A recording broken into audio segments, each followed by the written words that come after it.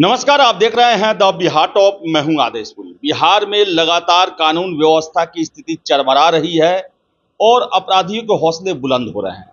और इसी को लेकर बिहार के डीजीपी ने कल एक महत्वपूर्ण बैठक राज्य के वरीय पुलिस अधिकारियों के साथ की है और एक बहुत बड़ा परिवर्तन किया गया है केस के जल्दी निपटान को लेकर, अंतिम रिपोर्ट सौंपने को लेकर। आपको बता दें कि अभी तक जिलों में दो ही अधिकारियों को किसी भी केस में अंतिम रिपोर्ट सौंपने के अधिकार प्राप्त थे। जैसे कि जो बहुत बड़े केस हैं, सीरियस केस हैं, उनमें अंतिम रिपोर्ट एसपी के द्वारा तैयार किया जाता था। जो साधारण केस होते हैं उसमें अंतिम रिपोर्ट इंस्पेक्टर के द्वारा अंतिम रिपोर्ट दिया जाता था। लेकिन आपको बता दें कि अब 4 स्तरों में अंतिम रिपोर्ट दिया जाएगा।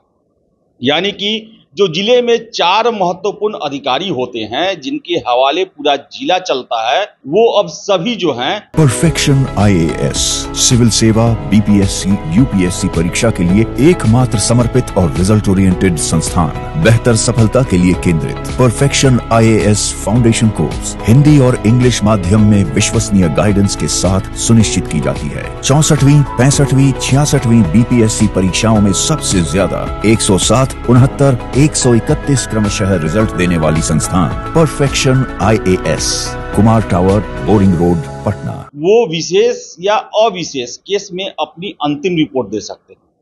ये 4 अधिकारी हैं। सबसे पहले बता दें आपको, एसपी साहब हैं, उसके बाद एसडीपीओ यानी कि sub divisional police officer DSP साहब, उसके बाद इंस्पेक्टर और अब थानाध्यक्ष को भी इसमें ऐड कर दिया गया है। यानी कि 2 संवर्ग डीएसपी और थानाध्यक्ष भी जो हैं वो अंतिम रिपोर्ट सौंप सकते हैं।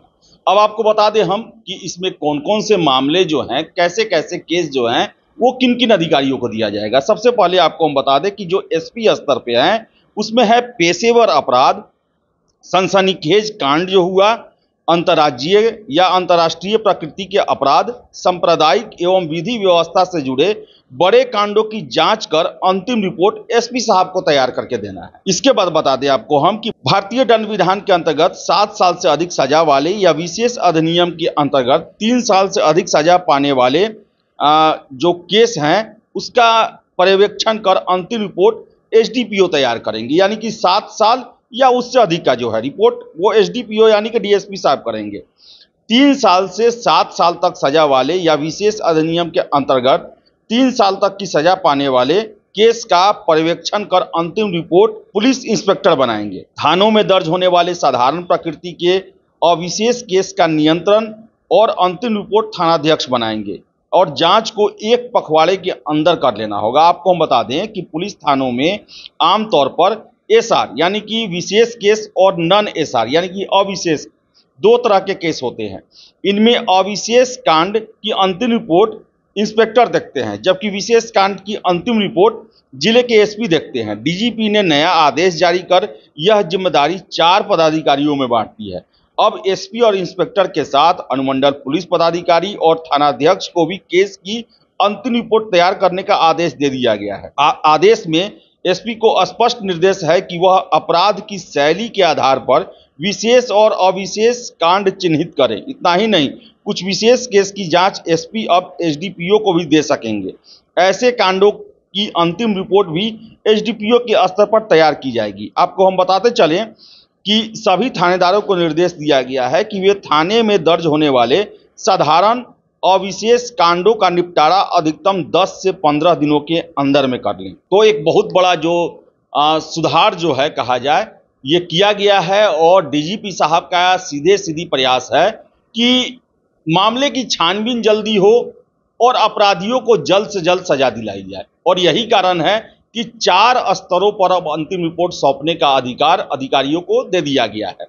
आपको बताएं कि दरोगा स्तर पर जो है जो थानाध्यक्ष बनते हैं वो अविशेष मामलों में 10 से 15 दिनों में उसको जो साधारण केस है उनका निपटारा कर देना है उनको। इसके साथ साथ इंस्पेक्टर साहब को 3 साल तक के केस या विशेष अधिनियम के तहत जो आते हैं केस उसको, डीएसपी साहब को 7 साल से अधिक का, और एसपी साहब को बहुत महत्वपूर्ण सनसनीखेज आपराधिक जो पेशेवर अपराध करते हैं उनसे संबंधित मामले, अंतर्राज्यीय या अंतर्राष्ट्रीय प्रकृति के मामले, इनको देखना है। तो आपको बता दें कि बिहार पुलिस के डीजीपी के द्वारा वीडियो कॉन्फ्रेंसिंग के द्वारा जो है वरीय अधिकारियों के साथ बैठक की गई और इन आदेशों को त्वरित लागू करने के भी आदेश दे दिए गए हैं। तो देखिए, इसका असर होना चाहिए, इसका असर काफ़ी सकारात्मक होना चाहिए, क्योंकि अब इससे जो है वो अब किसी केस में जांच में एक लंबा प्रक्रिया नहीं लग पाएगा और जल्द से जल्द अपराधियों को सजा मिल पाएगी। और जितनी जल्दी सजा अपराधियों को मिलेगी, अपराध करने से उनके अंदर भय का माहौल जो है वो पैदा होगा और इससे अपराध की जो मात्रा है उसमें भी कमी आएगी। तो देखिए इसका क्या फ़ायदा होता है। फिलहाल बिहार पुलिस ने जो है बहुत बड़ा अपने में सुधार किया है। इसके साथ साथ आपको हम बता दें कि एक खबर एक और आ रही है कि बिहार पुलिस जो है वो अब सेना के तर्ज पर विकसित करेगा अपना नेटवर्क। बता दें आपको हम कि बिहार में अब सेना की तरह पुलिस नेटवर्क विकसित होगा। आपदा एवं त्वरित संपर्क के लिए को लेकर सैटेलाइट आधारित नेटवर्क विकसित किया जाएगा। गृह विभाग इस संबंध में आवश्यक तैयारी कर रहा है। आपको बताएं कि गृह विभाग के आधिकारिक सूत्रों ने बताया कि सभी 40 जिलों में पोलनेट 2 और फ्लाई अवे टर्मिनल स्थापित किया जाएगा। पुलिस नेटवर्क को दुरुस्त एवं अत्याधुनिक करने के लिए 476 करोड़ रुपए खर्च किए जाएंगे ताकि सेना की तरह इनका त्वरित संपर्क हो पाए और सैटेलाइट आधारित ये मॉनिटरिंग कर सके। इससे काफ़ी सहूलियत होगी पुलिस को। तो देखिए, नए नए प्रयोग किए जा रहे हैं, नए नए इक्विपमेंट दिए जा रहे हैं, नए नए नियम बनाए जा रहे हैं और इसका सकारात्मक प्रभाव बिहार की पुलिसिंग में पड़ेगा और हम आशा करेंगे इससे लॉ एंड ऑर्डर को मेंटेन करने में और अपराध की दर को और अपराधियों को पकड़ने की जो रफ्तार है उसमें पुलिस को सहायता जरूर मिलनी चाहिए। तो फिलहाल इस वीडियो में इतना ही। वीडियो पसंद आए लाइक शेयर करें, हमारे चैनल द बिहार टॉप को सब्सक्राइब जरूर कर लें। धन्यवाद।